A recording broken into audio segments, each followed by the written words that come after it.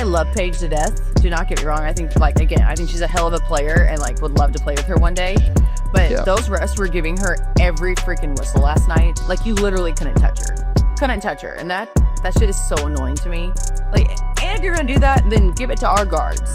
The WNBA is in damage control after Sophie Cunningham lit up the league with some bold, unfiltered remarks. Her words have shaken things from top to bottom, sparking outrage, heated debates, and now, an eye-popping fine that feels more like an attempt to silence her. So, was this a fearless stand for justice, or did she cross the line in the league's eyes? Fans are divided, players are whispering behind closed doors, and the tension is spreading fast. One thing's for sure, this isn't just about basketball anymore. This is the high-voltage story behind the fine everyone's talking about. Do you think the WNBA will finally face its leadership crisis, clean up the officiating, and protect stars like Caitlin Clark and Sophie Cunningham? Drop your thoughts in a comment. Like, I just hate the inconsistency.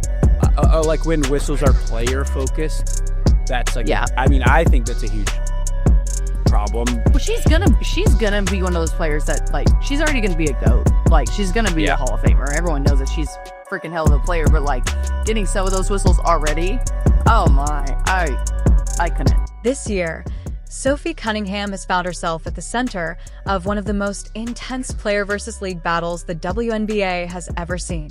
4 fines, yes, 4. That's more than a slap on the wrist. It's a loud, clear message from the league to a rising star they now see as a problem. It all started when Sophie, frustrated with a game tainted by questionable officiating, dropped a blunt TikTok calling the refs useless. That single 30-second clip cost her $500 and left fans and players shocked at how fast and how harsh the punishment came down.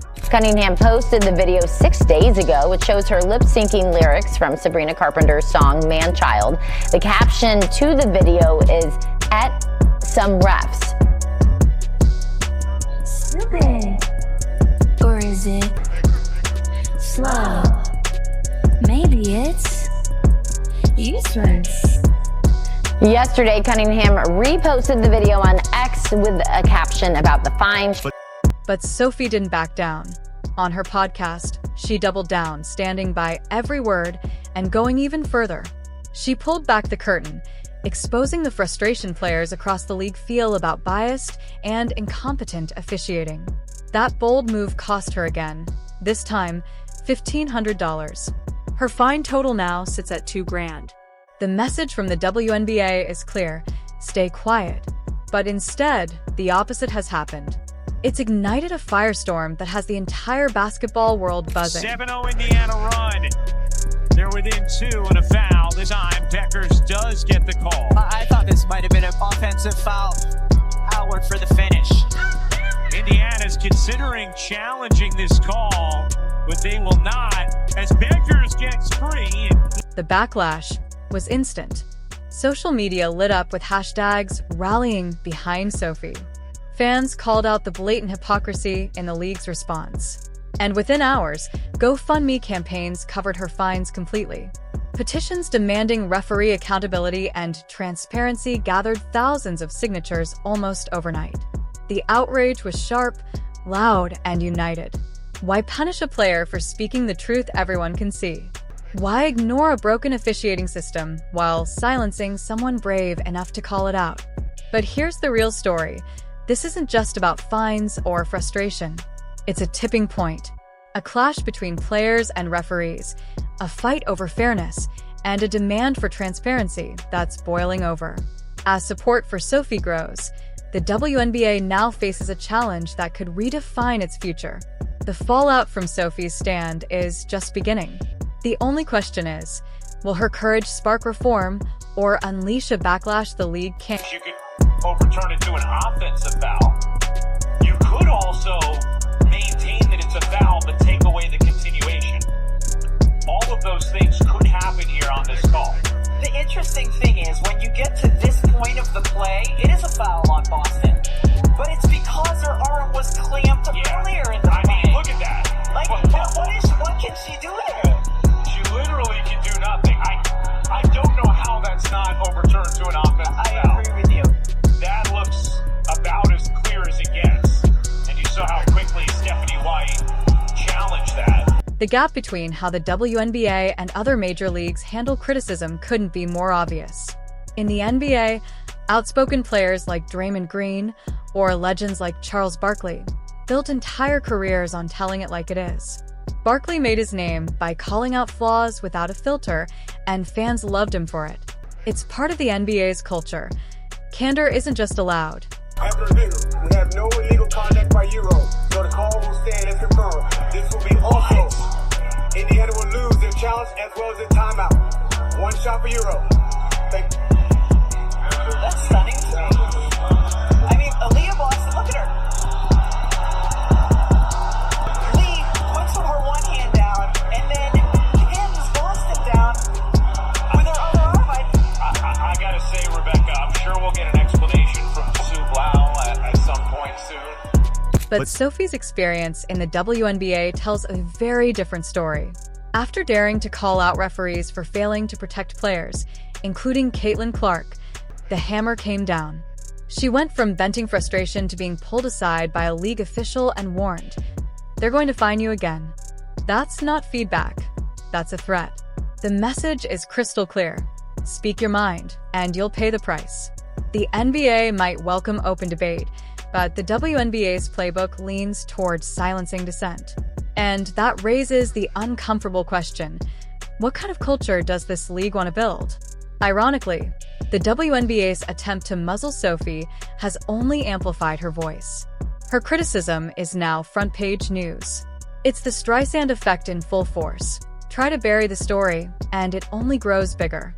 The irony cuts even deeper when you remember the string of unpunished cheap shots on Caitlin Clark. Fans are connecting the dots. The league seems more eager to fine players for words than punish dangerous plays. And that leaves everyone asking, what does that say about fairness? Paige Beckers putting her hands on Sophie to shove her up. You see Sophie's hand in the air. Both hands are in the air right here. And Paige Beckers is shoving. She is shoving her clean off. Boom. Pushed her right into Howard. Pushed her into Howard. Now she's wide open and waiting for a pass like she just didn't do anything. Like she just didn't do anything. Wide open down here. Look at her. And then all of a sudden you get the whistle. And look at the ref. You see the ref? You see the ref right here. Calling the foul. And guess who the foul was on? Sophie Cunningham. And she wasn't wrong. Refereeing is tough.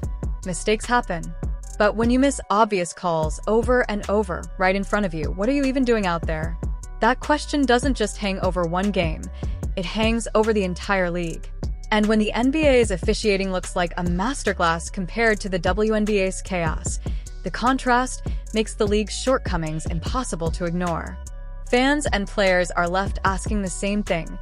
How long can a league survive when the loudest voices for fairness are punished with fines instead of answered with fixes? Yeah. Like, I'm not saying that your job is easy, but when it is a simple call right in front of your face multiple times, what are you doing? What are you doing? What call are you bugged out? All of them. Just everything. Like, it's just like they're just so inconsistent. Like, that's my thing. Like, if you're on the other team and you're gonna be fouling the shit out of me, yeah, cool. But let me do it to you. Yeah. You know what I mean? You want like consistency then. Yeah, like just give. And I think that's players across the league and like new fans across the country. Like everyone's like, what is going on with the refs? And I'm like, I don't know. And you finding me $500 is not going to do shit. Anyone who's ever left a WNBA game feeling like something was off knows exactly what Sophie's talking about. This isn't one bad night. It's a pattern of inconsistency that fans and players can't ignore. That pattern shapes how teams play, fuels frustration in the stands, and leaves players venting openly after games. And the league's go-to response? Slap the whistleblowers with fines. Sure, $500 might not sound like much, but it's not about the money. It's about the message. And that message has only made Sophie's fight bigger. Her podcast, Dissecting the Fines, threw the spotlight right back on the officiating mess, making the debate louder, bold. There's like a good handful that it's like, all right, dude. And there's a couple girls in Dumb it too. question. If someone were to say someone called men's basketball their whole life and then went over to women's, would they be expected to call the game differently? Just given the style and physicality and stuff like that?